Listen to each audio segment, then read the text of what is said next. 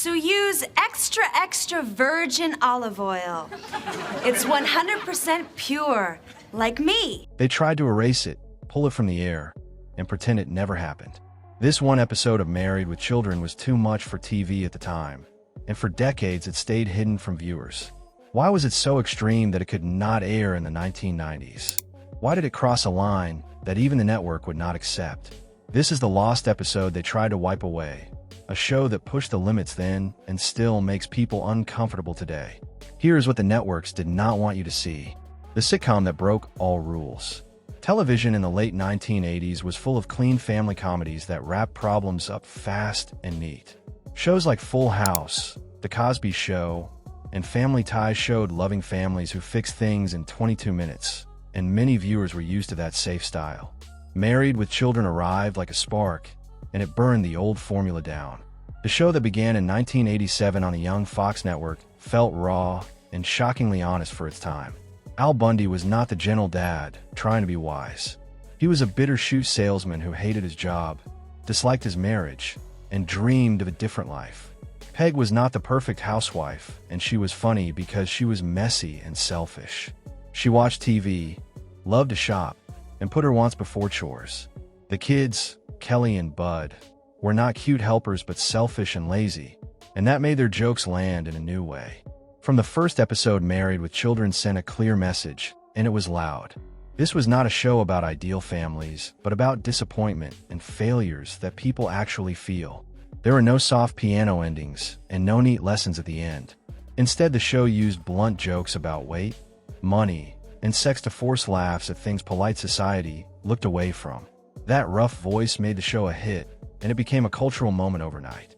Viewers found a voice for cynical, working-class humor, and they cheered. Al Bundy's angry rants about customers and his stories of high school glory felt true and earned laughs. Peg acting like she would rather shop than cook felt like a small act of rebellion that a lot of people secretly liked. Yet that same rough edge that made the show popular also made it a target, and trouble followed fast. Critics called it crude and reckless. Religious groups loudly complained about its content, and many letters poured into the network. Some public figures warned it showed signs of cultural decline, and that made headlines. Network censors watched closely, and scripts were often cut and changed. Inside the writer's room, there was a hidden rule that no one said out loud. The writers could push innuendo and adult jokes, but if a plot felt too close to real pain, it could be stopped.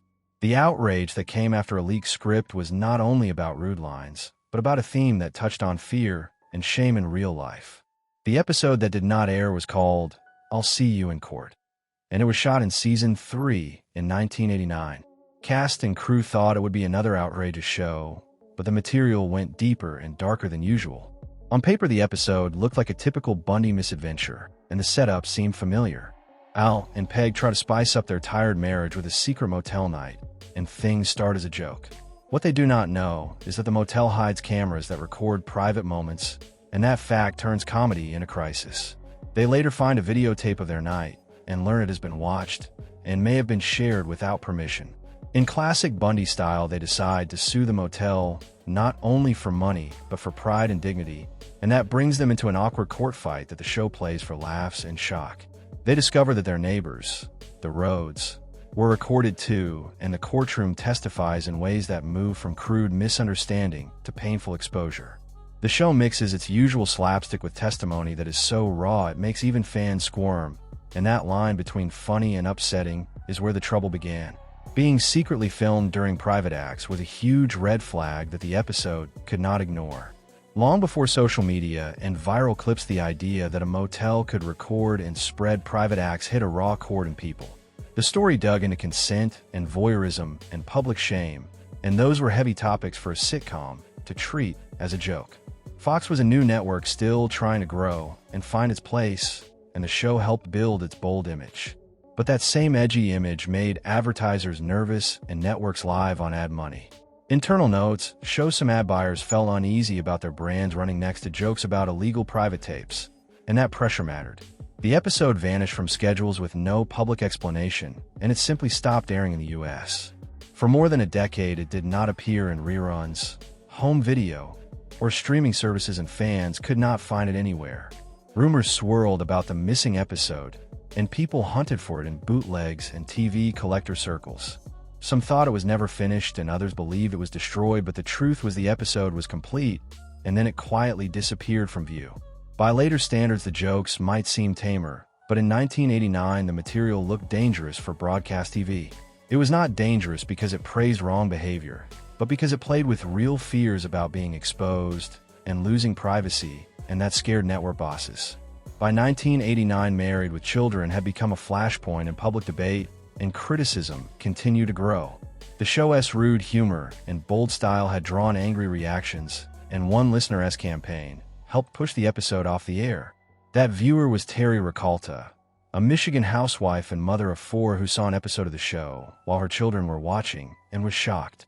The episode she watched was not "I'll See You in Court," but it had the Bundys' usual mix of sexual jokes and rude banter that upset her. Ricalta believed the show undermined family values and could harm children, and she acted fast. She sent letters to advertisers and urged them to stop sponsoring the show, and to her surprise, some big companies like Kellogg's and Coca-Cola pulled their ads in response, and that pressure helped seal the episode's fate. The backlash showed how TV and culture were changing in a fast and unstable way, and that fight over the episode pointed to a bigger shift. Debates about taste and responsibility were everywhere, and the show sat at the center of them like a magnet. Some fans defended the show and said it exposed hypocrisy by making fun of everyone and everything that pretended to be perfect. They said the series used satire to hold up a mirror and force viewers to laugh at their own flaws and social rules, and that honesty was part of its power. Other viewers could not see the humor and found the jokes cruel and harmful, and that split created a public storm that the network had to manage. With advertisers pulling ads and public complaints rising, the safe choice was to shelve the episode and avoid a fight that could cost the network money and viewers. For years, the missing episode became part of TV lore, and collectors compared notes and stories about alleged copies and leaked scripts. The idea that a mainstream sitcom could be blocked for reasons of taste and money kept the mystery alive and fed gossip about censorship and creative freedom. Now the episode exists again, and its return forced fresh conversations about how edgy comedy can be and where lines should be drawn. The episode still makes viewers uncomfortable, and that is part of why it remains a talking point about what television can and cannot show.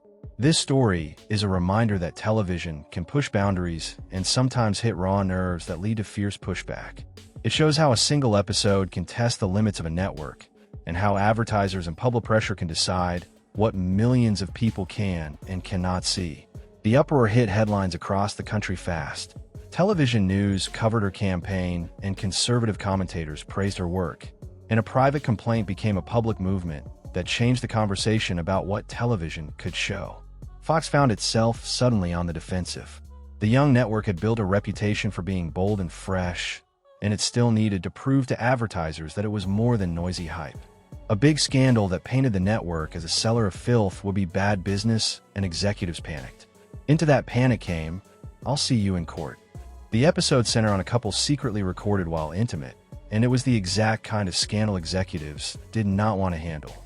Married with Children was already deep into its 3rd season, and it had earlier episodes that pushed limits. Al tossed out dark jokes, and Peg spoke openly about her fantasies, and Kelly was often set up as the stereotyped dumb blonde in plots that used her sexual image for laughs. So why did this moment in 1989 hit differently? It was the mix of public backlash, moral panic, and a story that touched raw nerves that made the difference. "I'll See You in Court" had already been filmed and put on the schedule before Ricalta's campaign began. Suddenly, every risky decision was being checked again and again. The question was no longer whether an episode would be funny. It became, will we be sued over this? Or will more sponsors pull their ads? The plot raised real legal worries about non-consensual recording, sexual material, and courtroom fallout, and that made the network nervous.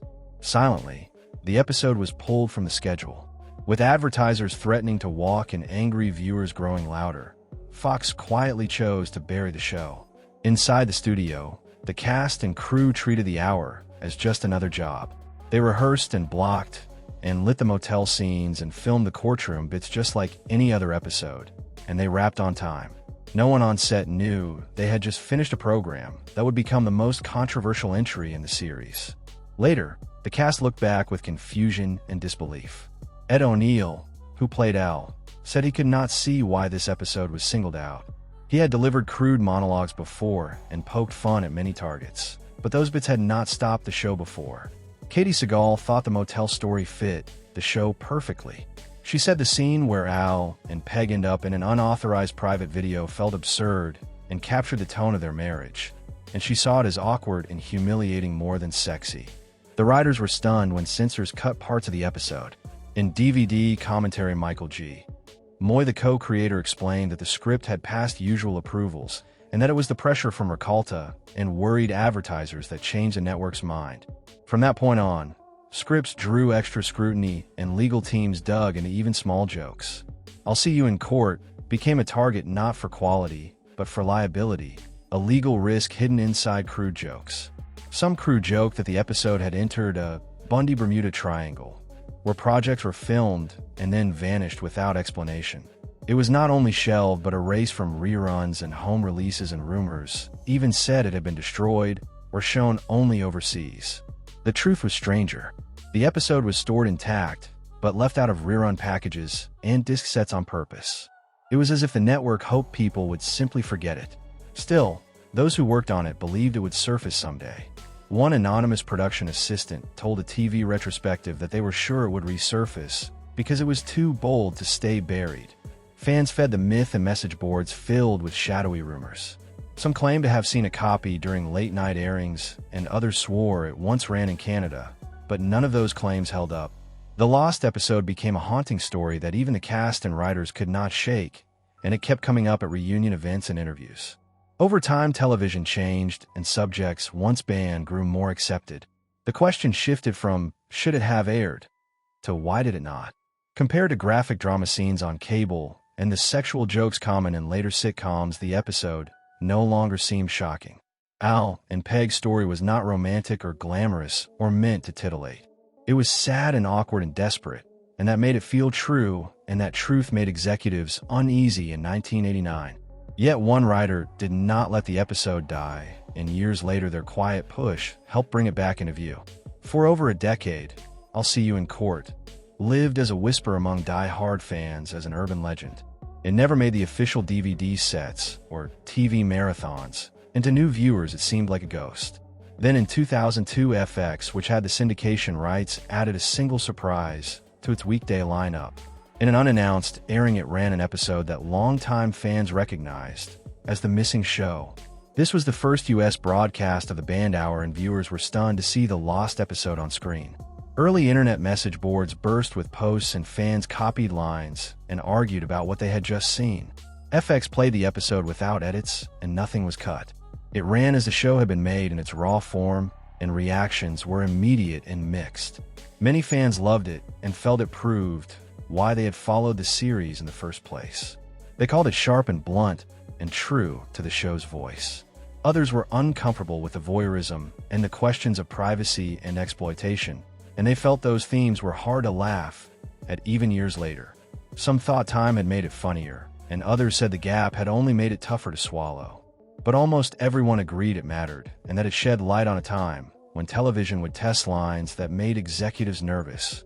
The episode showed the ugly truth of how dignity can be stripped away and how quickly someone can become a joke without wanting to be one while still holding to a comic tone. In the end, it became a marker of a different era when comedy could push boundaries and ignite fierce pushback. FX treated the airing with almost no fuss at all. They did not promote the episode or explain it in a press release, and the quiet release itself signaled a shift in how executives thought about censorship and risk. For cable, the rules were already looser than on broadcast. Compared with strict network control, cable gave creators more room to test limits, and that space made the lost episode feel less like a freak event and more like part of a shift in TV culture. By the early 2000s, many shows had already pushed new edges. The Sopranos, South Park, and Nip Tuck are examples where darker themes and adult issues found an audience, and that helped change what viewers would accept. Even so, the cable airing did not secure the episode a steady future. It was seen a few times, then removed again for programming reasons and contract talks, not because of a new protest. Still, the brief airing proved the episode could exist on air and it lit up calls for a full release.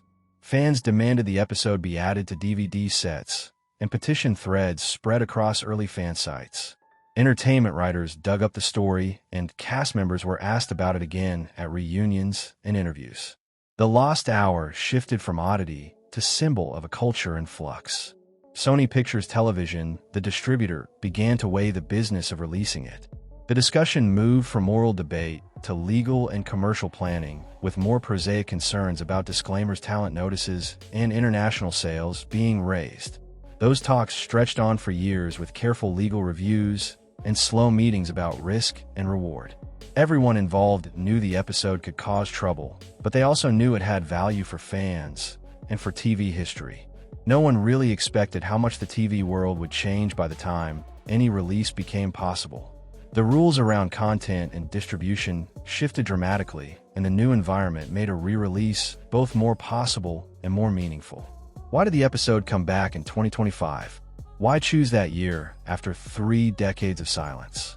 The plain answer is that television and the wider culture had both shifted enough to make the return sensible and safe.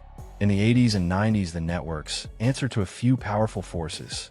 Federal guidelines and watchdog pressure set clear limits, and advertisers had heavy influence over what could be shown, and that often meant avoiding risky stories. Back then, Married with Children was already pushing at boundaries, and many felt the show mocked family life and common values. This episode went further into privacy and consent, and that topic was far more sensitive than the usual rude jokes, and that is why executives reacted the way they did. By contrast, the streaming era rewired the rules. News services let creators tell more complex and morally messy stories, and that made audiences more tolerant of material that used shock to explore deeper ideas. Streaming also meant fewer corporate middlemen could veto a release, and that changed which projects could see the light of day. Platforms like Netflix and Prime Video changed how viewers watched and what creators could show. As streaming grew more popular, viewers began to accept darker or more difficult themes as part of serious storytelling. Audiences learned to expect nuance and to look for context, and that shift made certain old taboos less absolute and helped create room for a controversial hour to return. The episode itself reads differently now. It plays like a warning about how private life can be exposed and how quickly things can go wrong when footage gets loose. That theme fits with modern worries about surveillance, the spreading of intimate material, and the idea that privacy can vanish in an instant. Sony watched these trends and planned a careful way to bring the episode back, so it could be seen as history and not a simple stunt. Instead of releasing it raw, they paired it with commentary from cast and producers and a short documentary to explain the context and to help viewers understand why it had been pulled long ago.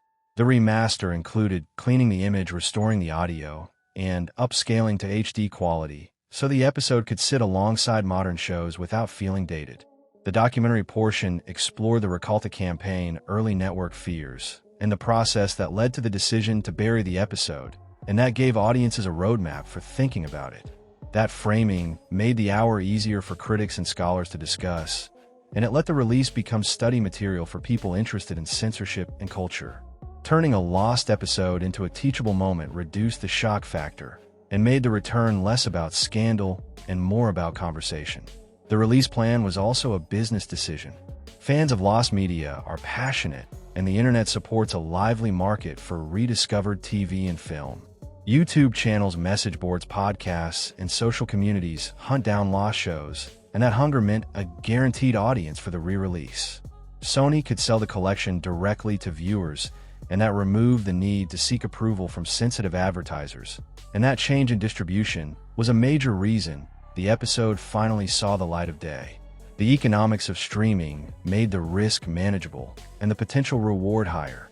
Still, the moral questions were real, and the studio took steps to address them by offering context and by letting modern viewers see the episode with guidance about its history and impact.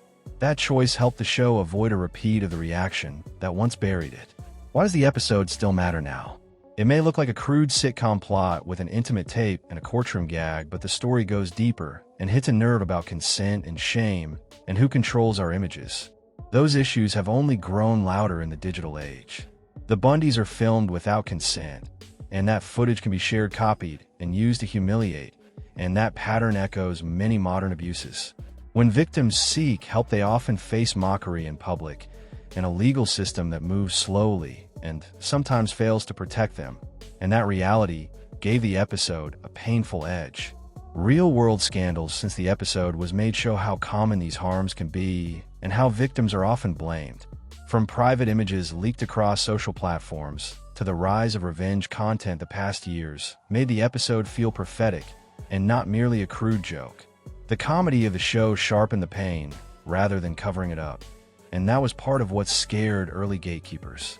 A laugh can land harder than a lecture when it points to a truth people would rather ignore, and that bluntness is what made the hour risky back then. Today, everything can be filmed and shared in an instant, and that network leaders in the past could not have imagined the speed and scale of modern sharing.